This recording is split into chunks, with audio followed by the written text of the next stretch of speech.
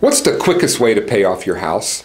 Well, there's been a lot of debate through the years as what's the quickest way to pay off your house. And I remember discussing this with a few professors from out west, and there was a rather heated debate and an argument, and then the slide rules came out and the calculators came out, and it really got messy after that. But basically what it boiled down to was you can pay off your house in about 13 and a half years, which is the quickest way I know of paying off your house, by basically doing this. You go out and get a 30-year mortgage. You then pay the 15-year payment. So when you get that mortgage, just ask them what the 15-year payment would be, and you make the 15-year payment every month, whatever that monthly payment would be, but based on the 30-year time frame. And then what you do every year, whatever that tax deduction is that you get back for your mortgage deduction, okay, whatever that, those are real dollars, those aren't just numbers on a piece of paper, that's real money that you get write-offs for the interest mortgage deduction. That tax savings doesn't need to go buy a new skidoo or a pool table or a new plasma. You need to take that and add it to the next mortgage payment when the tax refund comes. If you'll do that, you'll pay off your house in 13 and a half years. 30-year mortgage, 15-year payment, whatever the tax savings is on the mortgage deduction every year, add that to the payment for the house, and you'll pay it off in roughly 13 and a half years.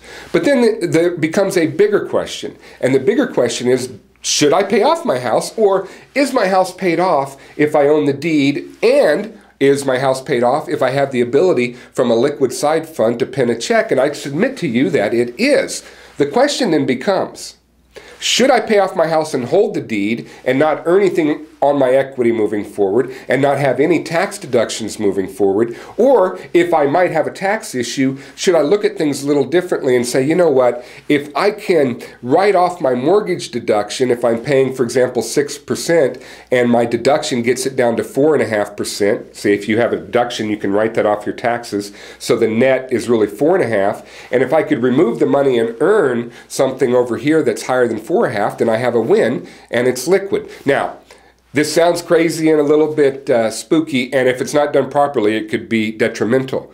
So don't fly off the handle with this little bit of coaching and say, yeah, let's go and take our money and put it in the market. That's not what we're implying at all. We're simply, this is a forum for food for thought where you can think about, hey, is equity management something that I should pursue? I have tax issues. I may have tax issues later. Do I want a write-off?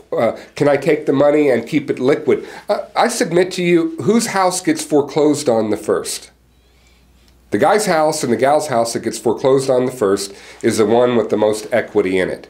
What does a guy do that gets laid off? He's got all the equity tied up in his home. He needs money, but because he's laid off, he can't get a loan to get the equity out of his home. And as a result, he can't get a job. He can't make the house payments. He loses all the equity in his home. These are some of the things that we want to coach people to learn about. Am I saying that you want to take a lot of risk and remove cash from your home? I'm not implying that at all. I'm simply saying that equity management may be another prong in your overall financial plan. If you'd like to learn more about it, there's books, CDs, DVDs. There's a plethora of information that we can help you get coached up on the whole concept of equity management or paying off your house as quickly as possible. If you'd like to learn more, hit Ask the Coach. We can send you a report, some different information. Just hit Ask the Coach and put on there what you want to talk about. If it's equity management or whatever, I'll get that email and I'll be able to start a process of education for you, whether it's getting you some links or a report or an email, an ebook, or something to start your financial education, because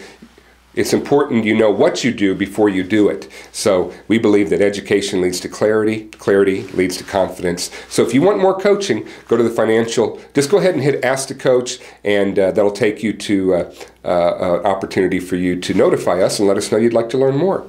Paul Nichols, the Investor Coach. Hope this finds you well. Have a great day.